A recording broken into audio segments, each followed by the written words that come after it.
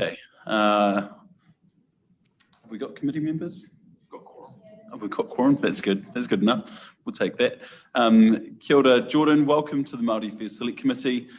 You are presenting on behalf of the Taxpayers Union. You've got 10 minutes, including any comments from members if you want to include that in. Kaya koe, that's your decision. The talking stick is with you. Very good. Apologies first, you're over here on this screen, but I'll try to make eye contact with you as much as possible. This was obviously done at very short notice. Normally it would be the team in Wellington do it, because I'm having to do this remotely from my office in Auckland, so I apologise. It's not, I don't have the researcher who is working on this file with me.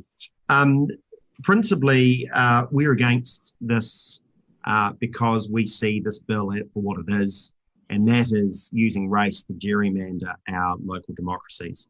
The bill is obviously not necessary. I mean, we only need one more Māori elected to a local council when we've got parity.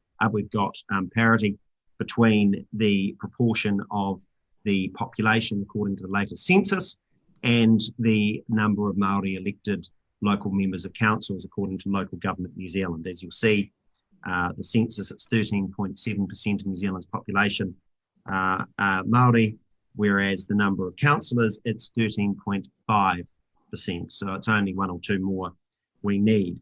I mean, this obviously undermines the whole stated purpose of the bill. It's undemocratic. The way that Nanaya Mahuta has framed this issue is just fundamentally dishonest. The New Zealanders have the right to vote and call a referenda on changes to the local electoral system, for example, changing from first past the post to single transferable vote.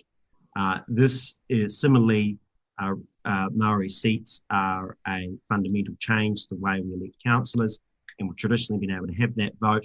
But it's also the retrospectivity of this legislation, because what the government appears to be doing is disenfranchising hundreds of thousands of New Zealanders that would otherwise have the ability to have their say. And it's all, and the government's been quite clear, it's because they consider that New Zealanders might vote the wrong way.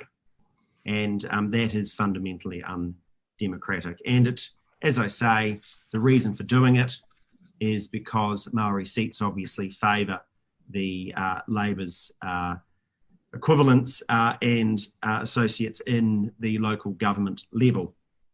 I think that similarly doing it in the way they're doing it, with 48 hours to prepare a written submission, less than 24 hours to prepare for this oral submission, and doing it under urgency is so cynical and creates such a terrible precedent. For I fear in future governments can point at this, make dramatic changes to our electoral system, both in central and local government, and be able to say it.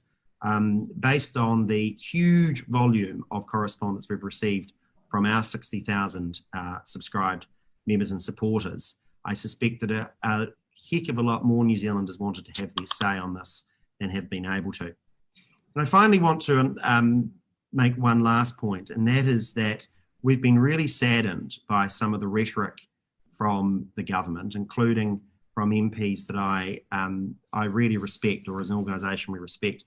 I'm told, and I haven't gone back and checked this, but I'm informed by one of my staff that Deborah Russell referred to opponents of this bill as quote unquote racist.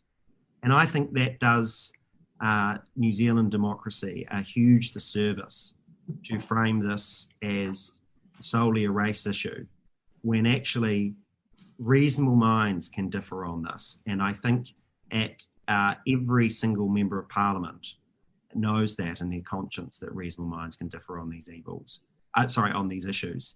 And to frame opponents of it as evil or racist, as I say, does New Zealand a disservice, and it actually drives us towards a polarisation that New Zealand generally doesn't have, and I am afraid is on its way if members of the government continue to go down that sort of path. And I think that it should be called out, and I've been very surprised that members of the government haven't been calling it out.